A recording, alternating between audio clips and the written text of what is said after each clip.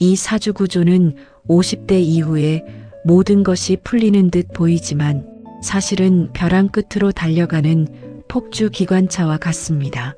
여러분, 어제까지 대한민국에서 가장 화려하게 빛나던 사람이 오늘 아침 뉴스에서 죄인처럼 고개를 숙이는 모습 자주 보시죠?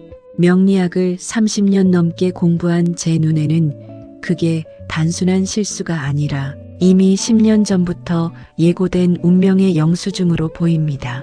왜 누구는 똑같은 잘못을 해도 조용히 넘어가고 왜 이 인물은 전 국민의 지탄을 받으며 무너지고 있을까요? 오늘 세간을 뒤흔든 이 인물의 사주팔자를 낱낱이 파헤쳐 보겠습니다. 이 강의를 끝까지 들으시면 단순히 남의 인생 구경이 아니라 여러분 자신의 인생에서 언제 멈추고 언제 달려야 할지 그 무서운 진리를 깨닫게 되실 겁니다. 명리학의 핵심은 중화입니다. 어느 한쪽으로 치우치지 않아야 평탄한 삶을 삽니다. 하지만 우리가 흔히 말하는 영웅이나 풍운아들은 사주가 극단적으로 쏠려 있는 경우가 많습니다. 이 인물의 명조를 보십시오. 마치 거대한 화산이 폭발하기 직전의 모습입니다. 불의 기운이 너무 강해 주변의 모든 것을 태워버릴 기세입니다. 이런 사주를 가진 사람은 젊은 시절에 남들이 평생 이룰 업적을 단 2, 3년 만에 이뤄내기도 합니다. 하지만 불이 너무 강하면 나무는 타서 재가 되고 쇠는 녹아버립니다. 즉, 본인의 재능은 화려하지만 주변 사람이나 본인의 내면은 이미 타들어가고 있었다는 뜻입니다. 이 인물의 본질, 즉 나를 상징하는 글자는 무토입니다. 무토는 넓은 대지나 거대한 산을 의미합니다. 산은 묵직하고 믿음직스럽죠. 그래서 이 인물이 처음 대중 앞에 섰을 때 사람들은 그 무게감과 카리스마에 압도당했습니다. 하지만 무토의 치명적인 약점이 무엇인지 아십니까? 바로 고집입니다. 산은 자리를 옮기지 않습니다.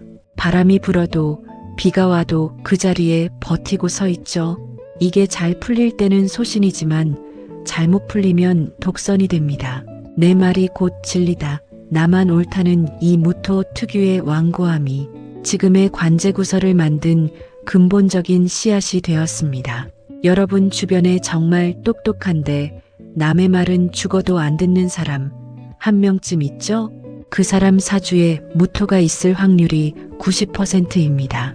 지금 이 인물에게 닥친 가장 큰 위기는 냉정함을 잃었다는 것입니다. 사주 오행중수는 지혜와 유연함을 상징합니다. 그런데 이 인물의 사주에는 수기운이 말라버렸습니다. 불길이 치솟을 때 불을 꺼줄 물이 없으니 작은 비판에도 참지 못하고 폭발해버리는 겁니다. 명리학적으로 이를 화다수갈이라 합니다. 물이 마른 산에는 생명이 살 수 없습니다. 사람도 마찬가지입니다. 유연함이 사라진 권력은 부러지기 마련입니다.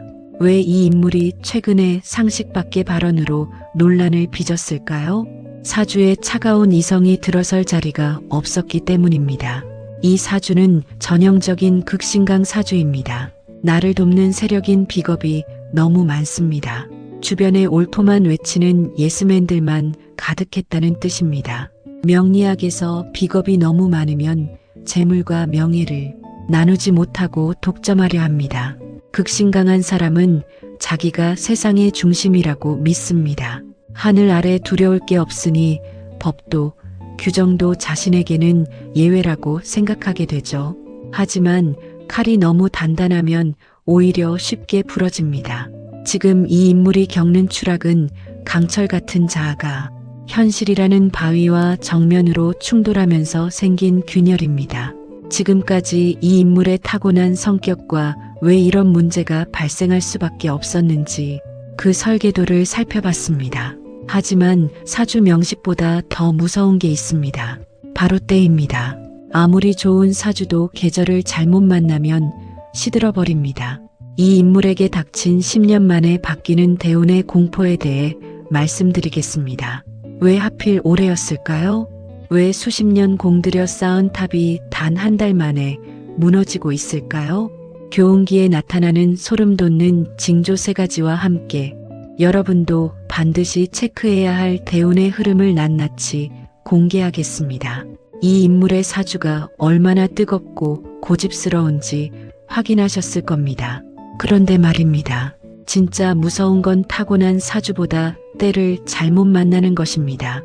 명리학에는 10년마다 운의 큰 판이 바뀌는 대운이라는 개념이 있습니다. 이 인물은 지금 수십 년간 이어져 온 황금빛 대운이 끝나고 칠흑 같은 어둠이 시작되는 문턱, 즉 교훈기에 서 있습니다. 교훈기에는 귀신이 곡할 노릇이 벌어집니다. 어제까지 내 편이었던 사람이 돌변하고 아무렇지 않게 한 말이 내 목을 조르는 칼날이 되어 돌아옵니다. 지금 이 인물이 겪는 소동들 우연인 것 같습니까? 아닙니다. 하늘이 이제 내려올 때가 됐다며 등을 돌리고 있는 소름 돋는 신호들입니다. 당신은 지금 어떤 대운의 끝에 서 계십니까?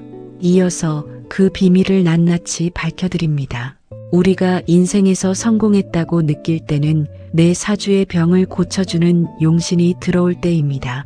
이 인물에게 그동안 용신은 차가운 금의 기운이었습니다. 날카로운 논리와 냉철한 판단력으로 세상을 호령했죠. 하지만 올해를 기점으로 그 기운이 다했습니다. 용신이 떠나고 나면 그 자리를 귀신이 채웁니다. 이 인물에게 귀신은 불길을 더 키우는 목과 명예를 갉아먹는 수의 부정적 작용입니다. 예전에는 칭찬받던 저돌적인 모습이 이제는 무식함으로 비치고 카리스마는 폭력성으로 오해받습니다. 똑같은 행동을 해도 결과가 반대로 나타나는 것, 이것이 귀신운의 무서움입니다. 가장 주목해야 할 점은 올해가 이 인물의 대운이 바뀌는 지점이라는 사실입니다. 교훈기는 마치 계절이 바뀌는 환절기와 같습니다. 몸이 아프거나 주변 사람이 바뀌거나 이사를 가거나 관제구설에 휘말리는 등 삶의 인프라가 통째로 흔들립니다. 특히 이 인물은 상관경관의 운에 접어들었습니다. 내 재능이 내 명예를 들이받는 형국입니다. 내가 한 말이 내 앞길을 가로막는 전형적인 패턴이죠. 이 시기에는 가만히만 있어도 화를 입는데 이 인물은 오히려 목소리를 높였습니다. 명리학적으로 보면 불난집의 부채질을 한 격입니다. 잠시 여러분의 지난 1년을 돌아보십시오.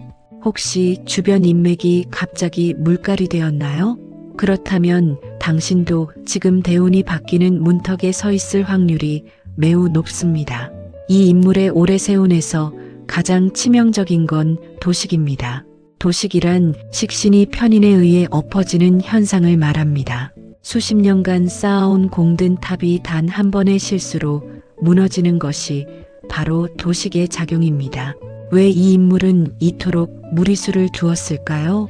편인의 부정적 작용이 들어오면 판단력이 흐려집니다. 나는 특별하니까 괜찮아라는 망상에 빠지게 되죠. 그 망상이 현실의 법과 부딪힐 때 밥그릇은 여지없이 깨지게 됩니다.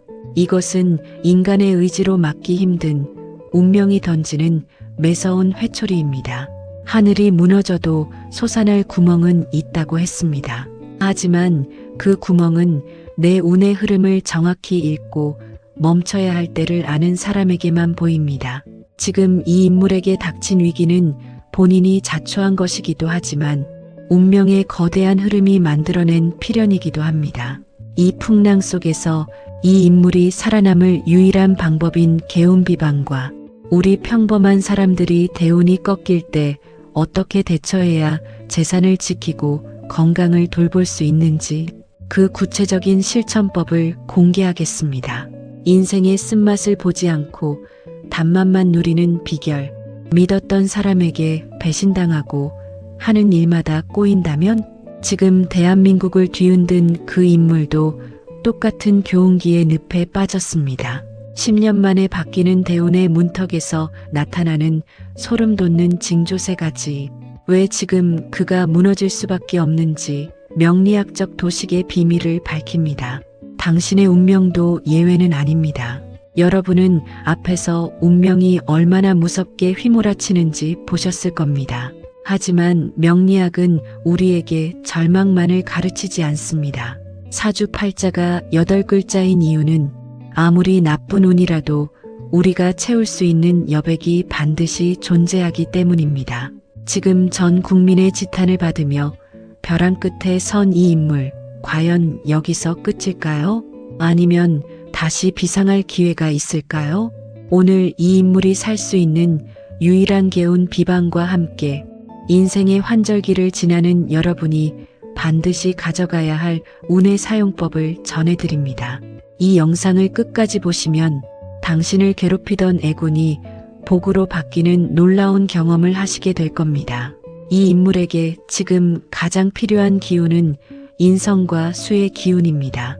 인성은 명리학에서 성찰, 공부, 그리고 멈춤을 의미합니다. 지금처럼 상관이 날뛰어 관을 치고 있을 때는 입을 닫고 산으로 들어가야 합니다. 실제로 옛 선비들은 운이 나쁠 때 스스로 위리안치 하듯 문을 걸어 잠갔습니다. 이것은 패배가 아니라 나쁜 운이 지나가길 기다리는 가장 적극적인 투쟁입니다. 이 인물이 만약 지금 모든 자리를 내려놓고 제 불찰입니다라며 고개를 숙인다면 사주상의 칠살이 인성으로 변해 오히려 훗날을 도모할 수 있는 살인상생의 기틀이 마련될 것입니다. 50대와 60대는 인생의 가을입니다. 이때는 씨를 뿌리는 시기가 아니라 수확한 것을 지키는 시기입니다. 대운이 바뀔 때 우리가 흔히 하는 실수가 마지막으로 한탕 크게 해보자는 유혹에 빠지는 것입니다. 명리학적으로 볼 때 교훈기에 버리는 신규 사업이나 무리한 투자는 10중 8구 제다신약의 늪으로 빠지게 합니다. 돈은 들어오는 것 같으나 내 몸과 명예가 축나는 구조죠. 지금 이 인물이 겪는 고초 역시 지키지 못하고 탐한 것에서 시작되었습니다. 여러분, 운이 불안할 때는 자산의 덩치를 줄이고 건강이라는 근본 자본에 투자하십시오. 그것이 가장 완벽한 개운법입니다. 지금 당장 휴대폰 주소록을 열어보십시오. 당신이 힘들 때 조용히 곁을 지켜줄 사람이 몇 명이나 됩니까? 그 숫자가 바로 당신의 진짜 운의 크기입니다. 오늘 우리는 한 시사 인물의 삶을 통해 명리학의 준엄한 이치를 살펴봤습니다. 사주 팔자는 바꿀 수 없지만 그 팔자를 대하는 마음 그릇은 우리가 직접 빚을 수 있습니다. 비가 올 것을 미리 알면 우산을 준비하거나 외출을 삼가면 됩니다. 비를 맞는 것은 운명일지 몰라도 감기에 걸려 쓰러질지 아니면 빗소리를 즐길지는 당신의 선택에 달렸습니다. 지금 이 인물의 추락을 보며 손가락질하기보다 나의 운은 어디쯤 와 있는지, 나는 지금 우산을 들고 있는지 스스로 질문해 보시길 바랍니다. 인생의 긴 여정에서 우리는 누구나 한 번쯤 폭풍우를 만납니다. 중요한 것은 그 폭풍우 속에서도 나라는 배의 키를 놓지 않는 것입니다. 오늘 이 영상이 여러분의 인생 항해에 작은 등대가 되었기를 바랍니다.